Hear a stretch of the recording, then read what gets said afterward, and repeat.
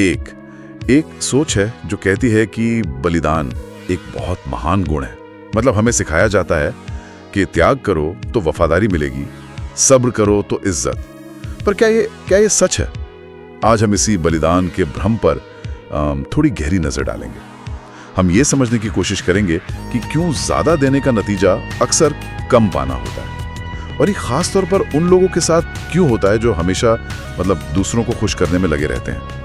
हमारी ये जो पूरी बातचीत है, इसका आधार the lie of sacrifice and the people pleaser नाम का एक विश्लेषण है। तो मकसद यही है कि इस धारणा की परतें खोली जाएं और ये जाना जाए कि कैसे हमारी नेकी, हमारी उदारता अनजाने में हमारे ही शोषण का रास्ता बना देती है। तो चलिए इस गुत्थी को सुलझाते हैं। तो शुरुआत करते हैं उस सीधे साधे हिसाब किताब से जो हमें सिखाया जाता है। ज्यादा दो तो तुम्हारी कीमत बढ़ेगी, ज्यादा सहो तो ज्यादा सम्मान मिलेगा।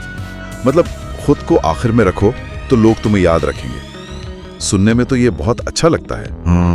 और दिलचस्प बात यही है कि असल दुनिया इस फॉर्मूले पर बिल्कुल नहीं चलती।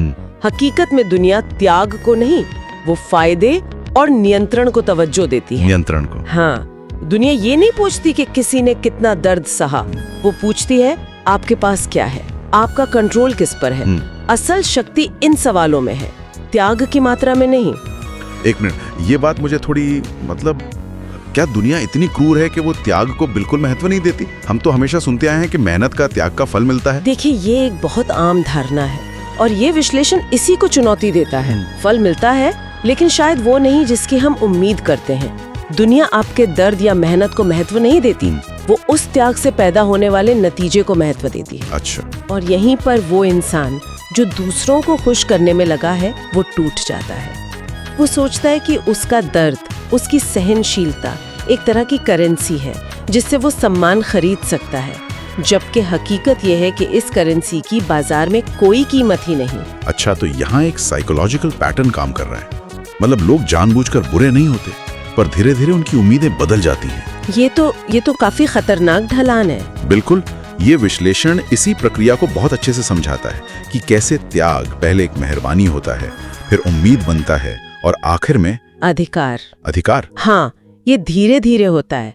पहली बार जब आप किसी के लिए कुछ छोड़ते हैं या ज्यादा काम करते हैं, तो वो इंसान आपका शुक्रिया अदा करता है, शायद तारीफ भी करे। हाँ, और हमें अच्छा भी लगता है कि हमने किसी की मदद की। सही, लेकिन दूसरी बार वो इंसान मन ही मन इसकी उम्मीद करने लगता है। उसे पता होता है कि आप मदद कर सकते हैं और शायद करेंगे भी। तीसरी बार तक आते आते ये उम्मीद एक अधिकार में बदल जाती है, अभी कोई एहसान नहीं है। तो ये तो एक तयशुदा बात हो गई। बिल्कुल। और चौथी बार अगर आप मना कर दें, तो सामने वाले को ये एक धोखे जैसा लगता है, जैसे आपने कोई वादा तोड़ दिया है, जबकि असल में कोई वादा था ही नहीं। वाह, मतलब हम अनजाने में ही लोगों को ये सिखा रहे हैं कि हमारा फायदा कैसे उठाना है। हमने ही वो पैटर्न बनाया और जब हम उसे तोड़ते हैं तो उन्हें झटका लगता है और हम बुरे बन जाते हैं। आपने बिल्कुल सही पकड़ा। इस विश्लेषण में मैकियावेली का जिक्र आता है। अच्छा। उनकी एक बहुत महत्वपूर्ण सीख थी कि जो चीज बार बार और बिना सोचे समझे दी जाती है, उसकी कीमत घट जाती है, और जो चीज रोक के रखी जाती है, उसकी कीमत बढ़ जाती है। जब आप अपना समय, अपनी ऊर्जा लगातार लुटाते रहते हैं, तो आप अनजाने में ही उनकी कीमत कम कर रहे होते हैं। इसी से जुड़ा हुआ एक और बड़ा भ्रम है उपयोगी होने को मूल्यवान मान लेना।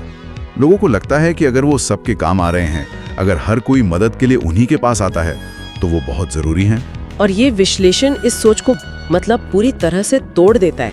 वो साफ कहता है, उपयोगिता शक्ति नहीं है। शक्ति नहीं है? नहीं, ये इस बात का संकेत है कि आपको कितनी आसानी से बदला जा सकता है, आपकी रिप्लेसेबिलिटी कितनी ज्यादा है। सोचिए, एक हथौड़ा बहुत उपयोगी होता है ना? लेकिन अगर वो खो जाए तो आप बाजार से दूसरा खरीद लाते हैं, आप उसके लिए रोते नहीं है। अरे, ये तो उस ऑफिस के साथी जैसा है जो हमेशा हर किसी का काम करने के लिए तैयार रहता है। देर तक रुकना हो, किसी और का काम संभालना हो, वो कभी मना नहीं करता। और जब प्रमोशन की बात आती है तो उसे कोई याद भी नहीं करता। एकदम सटीक उदाहरण है। जो व्यक्ति हमेशा उपलब्ध है, हमेशा लचीला है, वो सिस्टम के लिए इतना भरोसेमंद हो जाता है कि उसे हटाना सबसे आसान होता है, क्योंकि उसके ना होने से सिस्टम में कोई बड़ी गड़बड़ नहीं होती, कोई और उसकी जगह ले लेता है। वो सिस्टम का एक पुर्जा बन जाता है, इंजन नहीं। तो यहाँ मैकियावेली वाली बात फिर से आ जाती है। हाँ, बिना नियंत्रण के दिखाई गई उदारता आपके अधिकार को कम कर देती है। एक राजा जो अपना खजाना लुटाता रहता है आखिर में अपना सिंहासन खो देता है। उसी तरह एक व्यक्ति जो अपना सब कुछ देता रहता है वो आखिर में अपना सम्मान खो देता है। सिद्धांत देखिए, ये उपयोगी और मूल्यवान का फर्क हमें एक और भी गहरे और शायद असहज करने वाले सच की तरफ ले जाता है।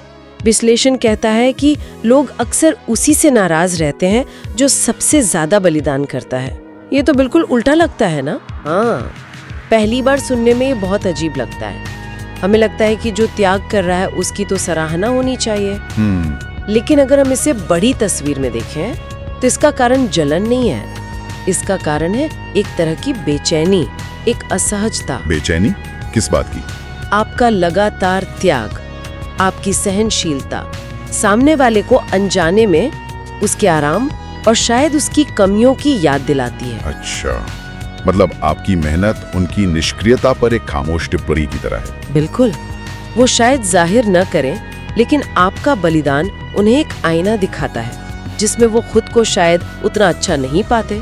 तो इस असहजता से बचने के लिए वो क्या करते हैं? वो आपको सम्मान देने के बजाय आपको ही कम आंकना शुरू कर देते हैं, आपकी ही कीमत गिरा देते हैं। हाँ, वो आपके त्याग को ये कहकर छोटा कर देते हैं कि अरे इसे तो ये सब करना पसंद है या ये तो बना ही इसी काम के लिए है। तो वो आपकी कीमत गिराकर खुद को बेहतर महसूस कराते हैं। इसीलिए ये विश्लेषण कहता है कि सबसे ज्यादा त्याग करने वाले लोग सबसे कम सुरक्षित होते हैं।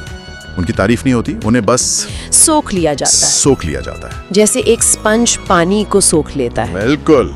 वाह, ये तो रिश्तों की एक बहुत ही स्याह तस्वीर पेश करता है। इसी से जुड़ी एक और धारणा है जिसे ये विश्लेषण चुनौती देता है कि वफादारी दुख सहने से हासिल होती है। हमें लगता है कि अगर हम किसी के लिए बहुत कुछ सहेंगे तो वो हमेशा हमारे साथ खड़ा रहेगा।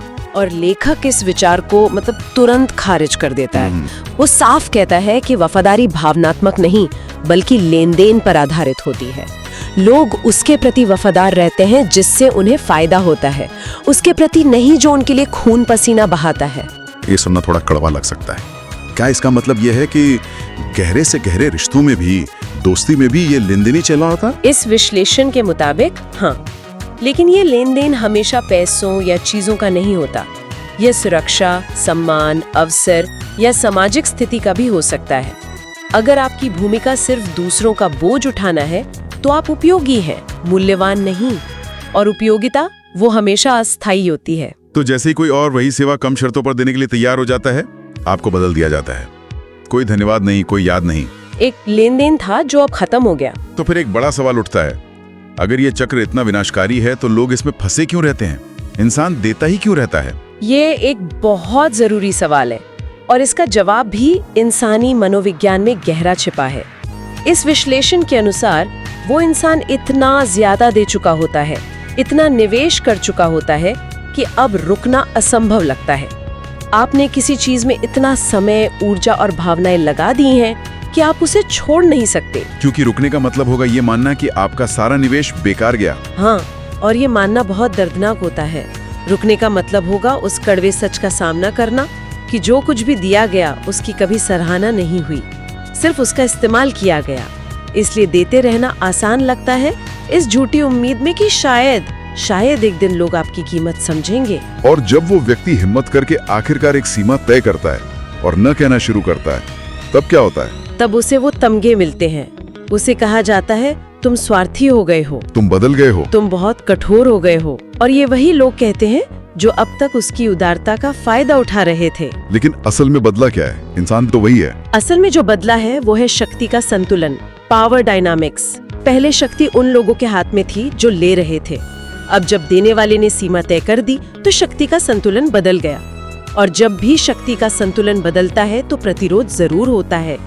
वे आपको स्वार्थी इसलिए नहीं कह रहे हैं कि आप सच में स्वार्थी हो गए हैं, बल्कि इसलिए कि आपने उनकी सुविधा का स्रोत बंद कर दिया है। लेकिन यहाँ एक सवाल और उठता है, क्या हर तरह का त्याग गलत है? मतलब समाज तो उन लोगों को हीरो मानता है जो दूसरों के लिए त्याग करते हैं, जैसे सैनिक या माँ बाप। ये एक बहुत जरूरी फर्क है। ये विश्लेषण उस त्याग की बात कर रहा है जो एक तरह होता है, जो मजबूरी से पैदा होता है। ये उस त्याग से बिल्कुल अलग है जो एक साझा लक्ष्य के लिए या आपसी रिश्ते में किया जाता है, जहां दोनों तरफ से बराबरी का निवेश हो। समस्या तब शुरू होती है जब त्याग एक आदत बन जाता है और दूसरा पक्ष उसे अपना अधिकार समझने लगता है। तो इस पूरी बातचीत का सार क्या है? हम इसे कैसे समेट सकते हैं? इस विश्लेषण का सार बहुत सीधा और स्पष्ट है।